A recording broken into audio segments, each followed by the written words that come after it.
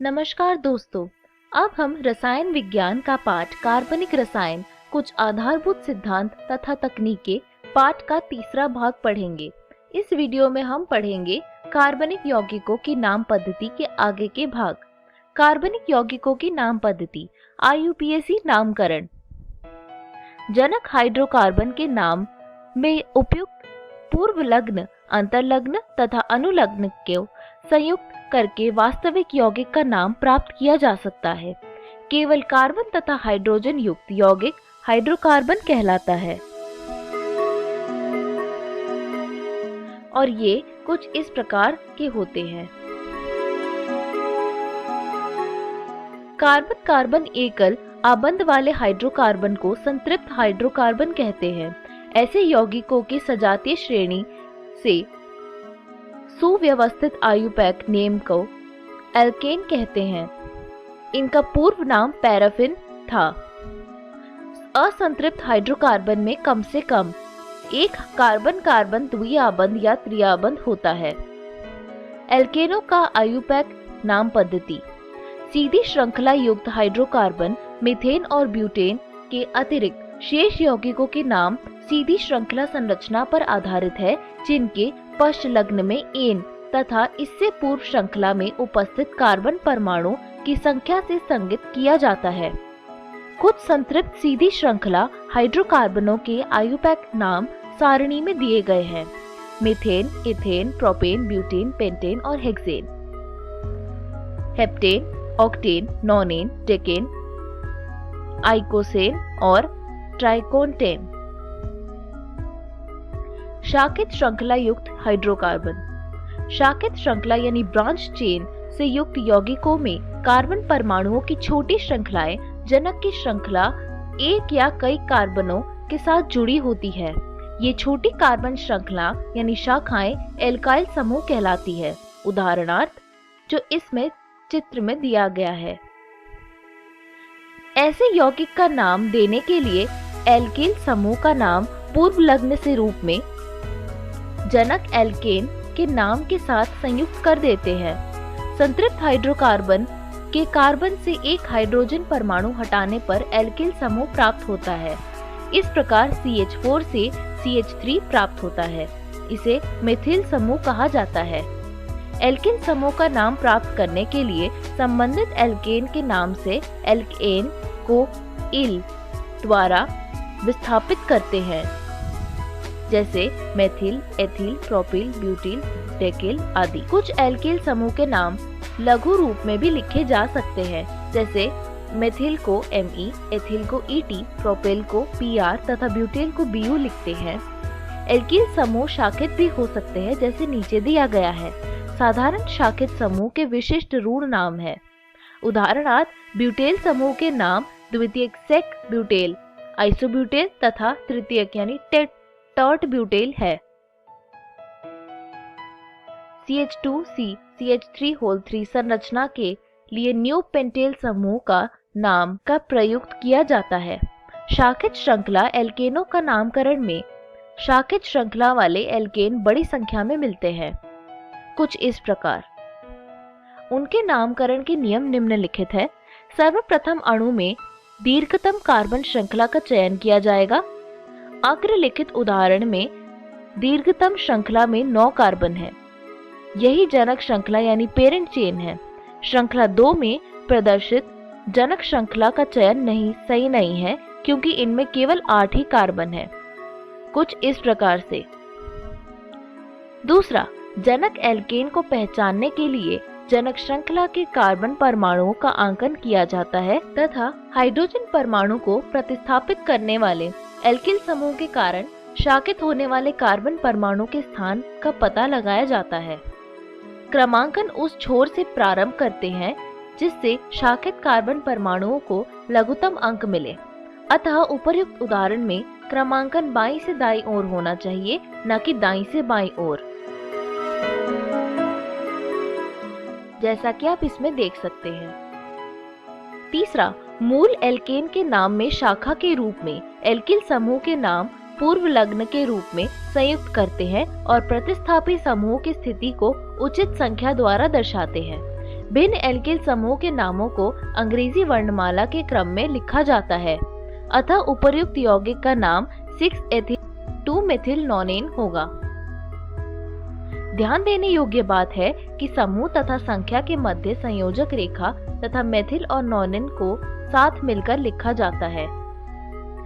चौथा, यदि 2 या 2 से अधिक समान प्रतिस्थापी समूह हो तो उनकी संख्याओं के मध्यम अल्प विराम लगाया जाता है। समान प्रतिस्थापी समूह के नाम को दोबारा न लिखकर उचित पूर्व लग्न जैसे डाई 2 के लिए, ट्राई 3 के लिए, टेट्रा 4 के लिए, पेंटा 5 के लिए, हेक्सा 6 के लिए आदि प्रयुक्त करते हैं, परंतु नाम लिखते समय प्रतिस्थापी समूह के नाम को अंग्रेजी वर्णमाला के क्रम में लिखते हैं। निम्नलिखित उदाहरण इसके नियम को स्पष्ट करते हैं। कुछ इस प्रकार से।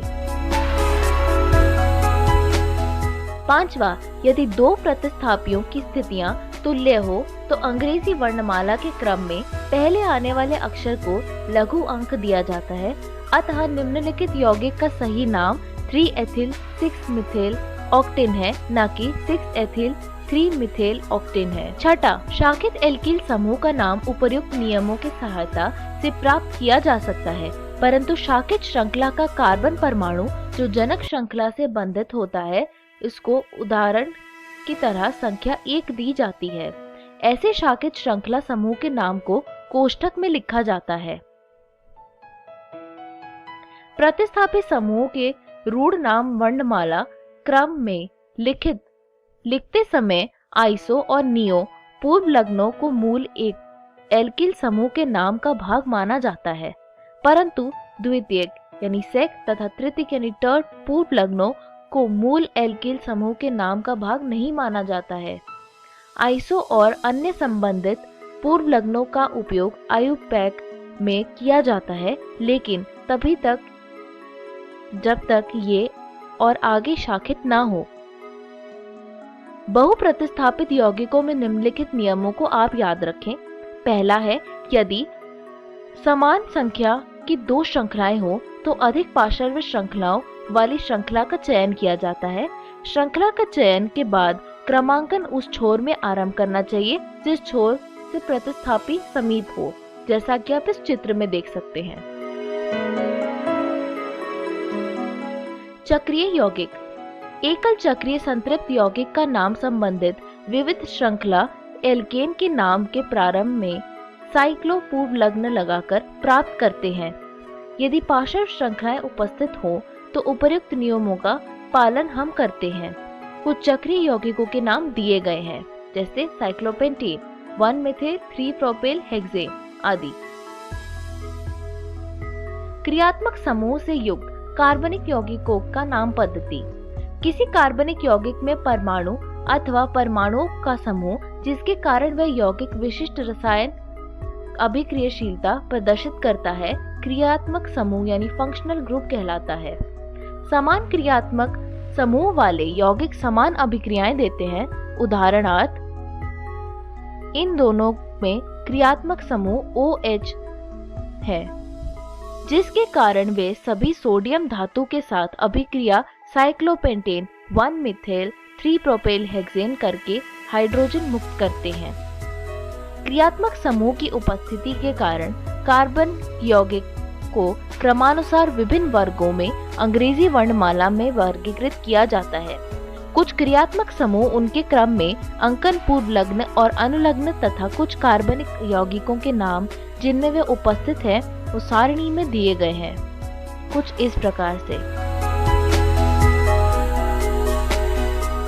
सर्वप्रथम उपस्थित क्रियात्मक समूह की पहचान की जाती है ताकि उपयुक्त अनुलग्न का चयन हो सके।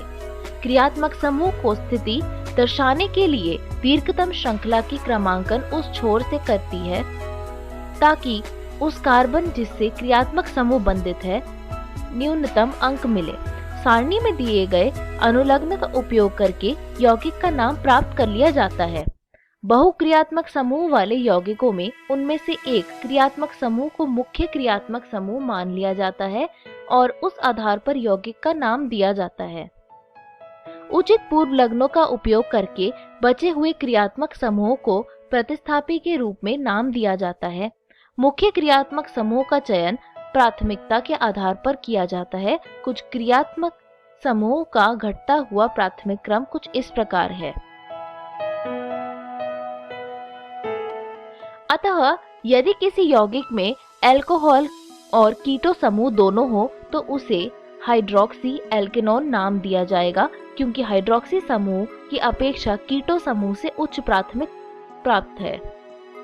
उदाहरण के तौर पर इसको 7 हाइड्रोक्सी हेप्टेन 2 ओन होगा, ना कि 2 ऑक्सो हेप्टेन 7 ओल होगा। इस प्रकार इस कंपाउंड का सही नाम 3 ब्रोमोप्रोपीन होगा, ना कि 1 ब्रोमोप्रोपटूइन होगा। यदि एक ही प्रकार के क्रियात्मक समूह की संख्या एक से अधिक है तो उनकी संख्या दर्शाने के लिए उपयुक्त पूर्व लग्न डाई ट्राई आदि वर्ग अनुलग्न के पूर्व लिखा जाता है। ऐसे में वर्ग अनुलग्न के पूर्व मूल एल्केन का पूर्ण नाम लिखते हैं। इस वीडियो में हमने सीखा कार्बनिक यौगिकों की नाम पद्धति। अगली वीडियो में हम पढ़ेंगे बेंजीन व्युत्पन्नों की नाम पद्धति, सामान्यतः कार्बनिक अभिक्रियाओं की क्रियाविधि में मूलभूत संकल्पनाएं। धन्यवाद।